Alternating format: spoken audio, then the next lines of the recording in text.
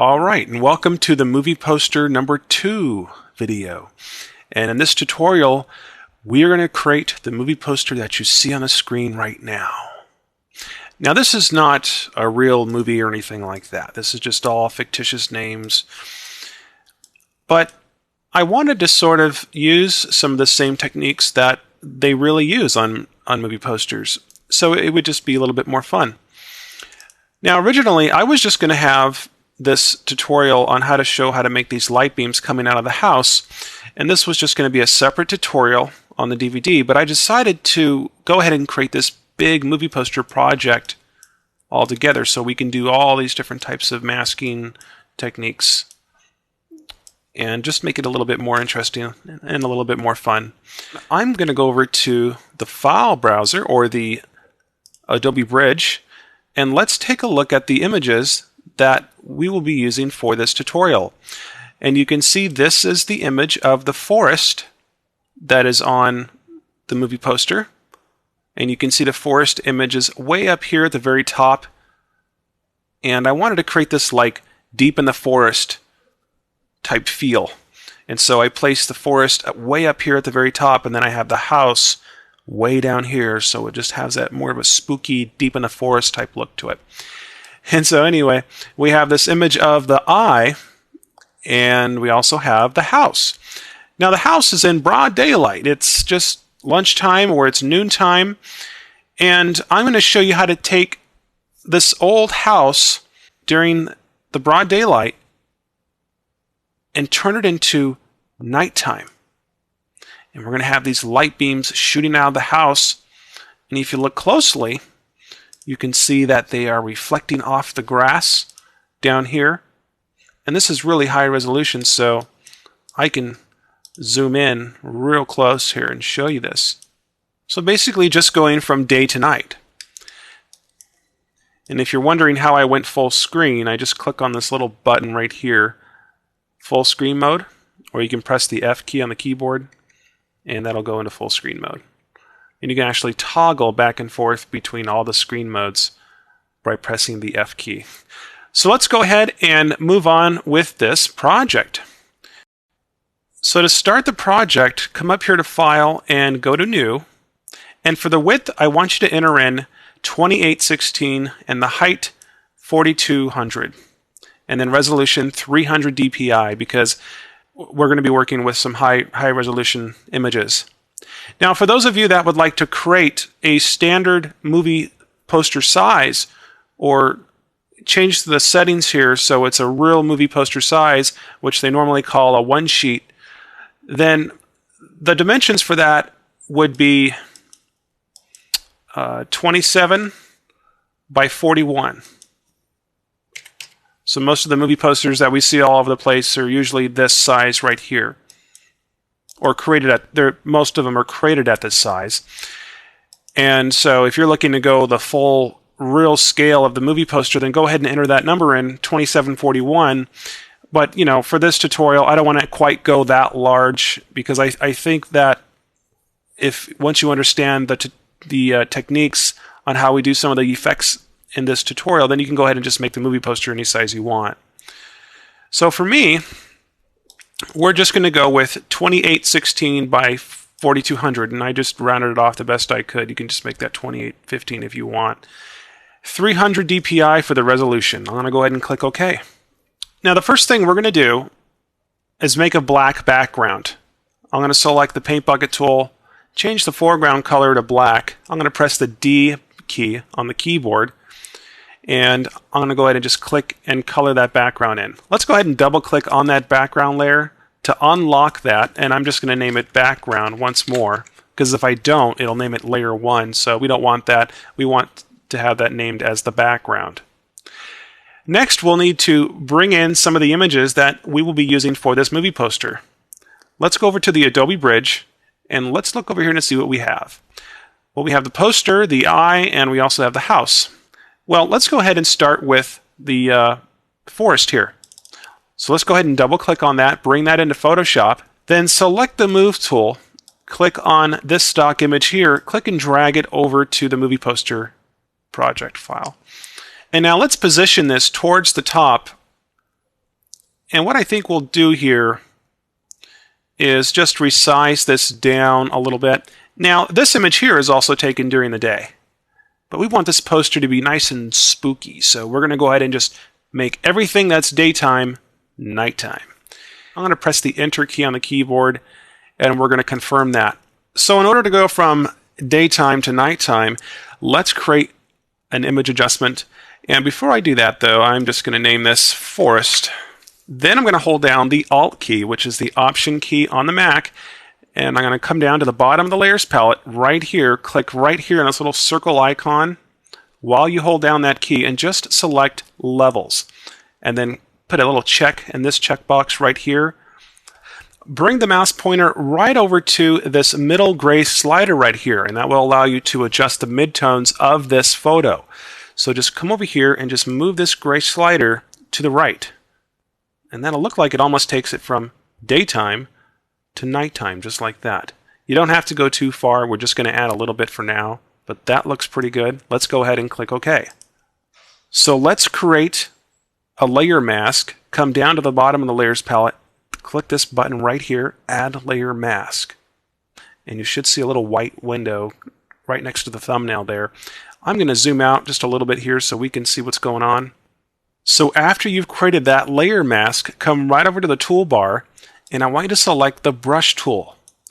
And then for the foreground color, let's just go ahead and change that to black by pressing D and X on the keyboard. That will change that to black real quick. Then over on the image, let's increase the master diameter of this brush by just right-clicking on the image and turn that up pretty high. Now the hardness, we don't want any hardness at all, so just keep that at 0. This looks pretty good.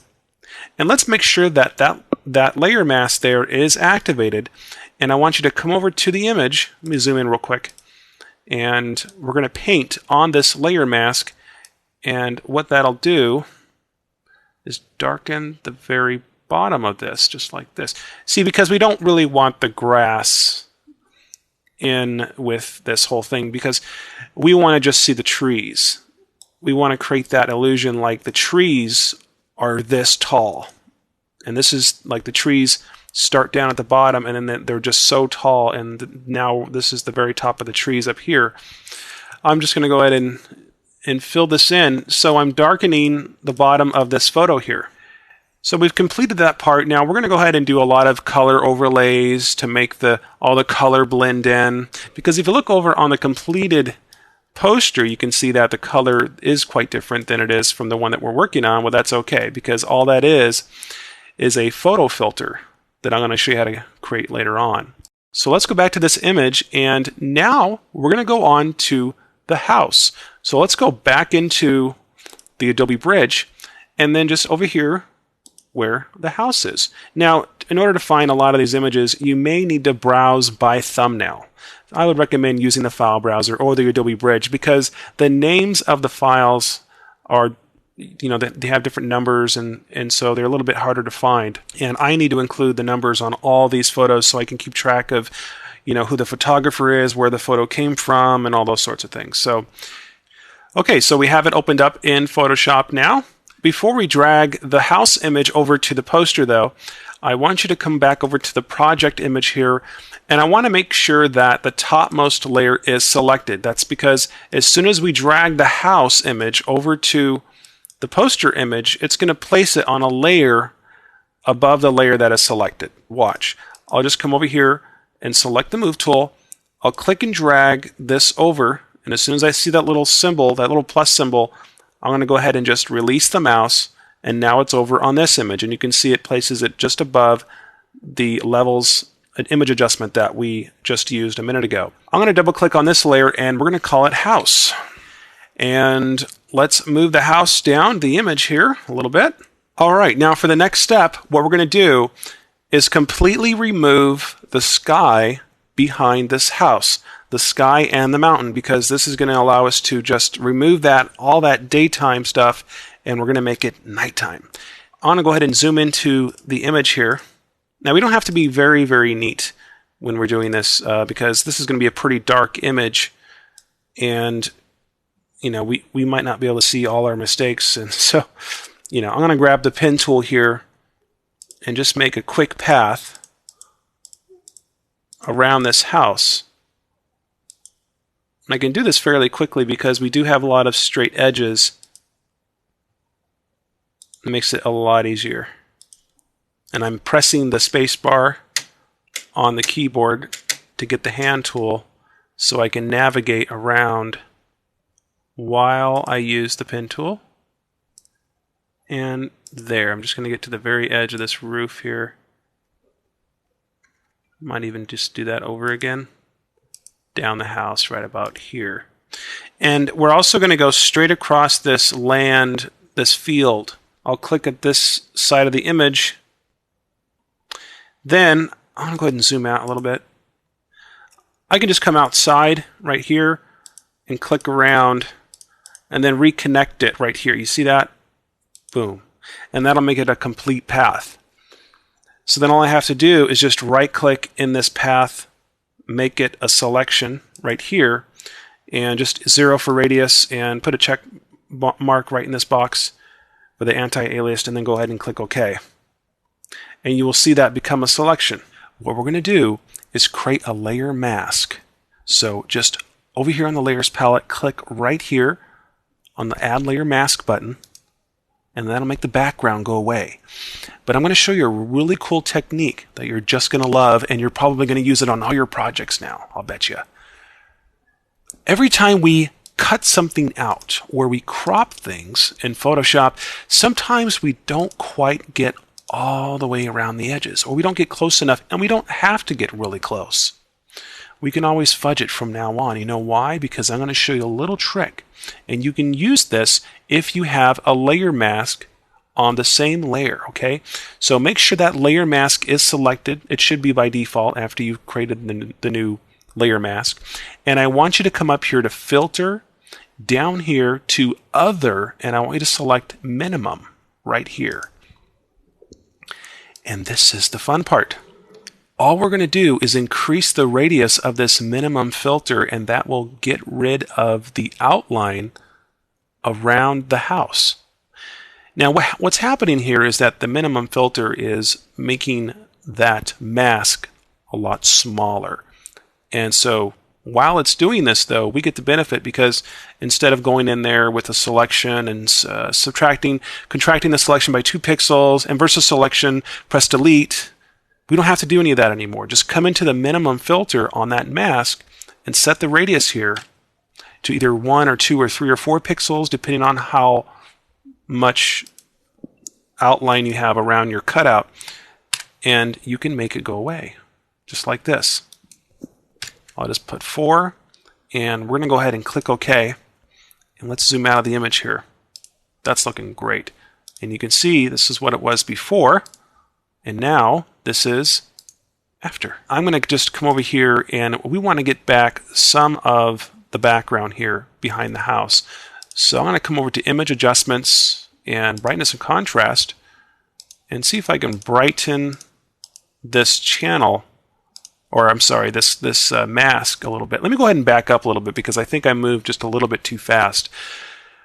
In order to get that background to come back just a little bit, because you don't want to completely eliminate the background behind this house, we want to bring just a little bit back. Click on the house mask, come over here to Image Adjustments and over here to Brightness and Contrast, and you can brighten a mask. Yes, you can. Believe it or not. But you can come in here and just turn up the brightness, and you'll slowly see that come back. You see that? So we can start to see the background again. That's pretty cool, because we don't want to completely eliminate that, but we just wanted to make it a lot darker than the front of the house will be. So I'm going to go ahead and click OK. Now what we're going to do is take this house from daytime to nighttime. So let's go over here on the Layers palette. I want you to hold down the Control key on the keyboard. That's the Command key on the Mac, and I want you to re-click on this layer mask, and you'll see the house load there.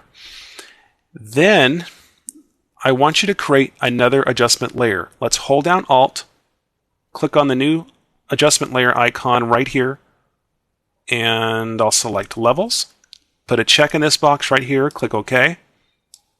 And we're going to do the same thing that we did with the sky with the house. All we have to do is just come down here to the bottom of the levels control and just click on this white slider and move that to the left. And now basically you're just making the sun go down. Now you can go all the way down, but that's pretty dark. But we're going to move it to just about right here. That looks pretty good.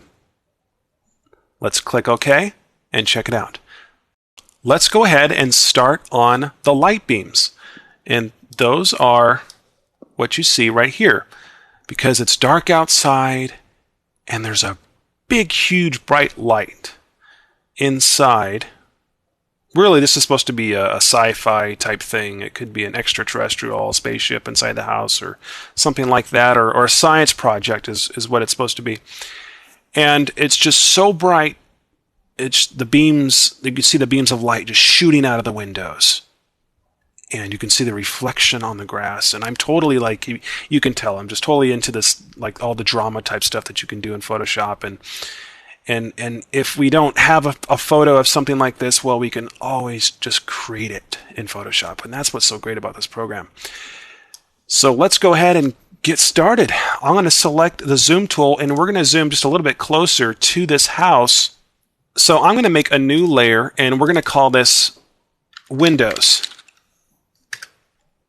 And then I'm going to go ahead and just make the layer adjustment invisible for the house for now. And that way we can see the windows here. Okay. All we have to do over here on the toolbar, let's select that polygonal lasso. And I'm just going to make selections right where the windows are. And I don't even think this old house really has any windows, but we're going to go ahead and create some. After you've created one selection, you can add another selection by just holding down the Shift key on the keyboard. And I'm getting this little arrow next to that should go away in just a second. There we go. So yeah, if you hold down Shift, you can make another selection while retaining the other selection that you've created, or the first selection. So I'm going to come down here and let's just select these windows. There we go. And I have one more to do. Down here, over here, and up. Okay, great. Now all we have to do is fill these selections in with the color that we're going to use for the light that's inside the house. Now this color is pretty easy to make because all it is just yellow. I found that yellow is just creates the best result for this. Let's come over here to the toolbar, click on the foreground. I want you to select yellow right here on the color picker. And after you've adjusted this to yellow, if you want to make sure you have the correct yellow, just click on Only Web Safe Colors, and then that'll give you less colors to work with. And if you click on yellow right here, you'll see it'll be on the very top right here. Okay? And then go ahead and click OK. And then just come over here. Well, before I do that, I think I'll make sure I have the Windows layer activated first. And then I'll come over here to Edit, down here to Fill, and then I'll just select the foreground color to fill with from the contents, use foreground color, and then I'll click OK. And there you go. I'll come up here to Select and Deselect. And let's go ahead and zoom out here. And then what I'll do is make this image adjustment layer here that's above the house. I'll turn that on, and there you go. So we can see that we have these really bright lights inside the house, and what we need to do now is create the light beams. And let's go ahead and get started with that.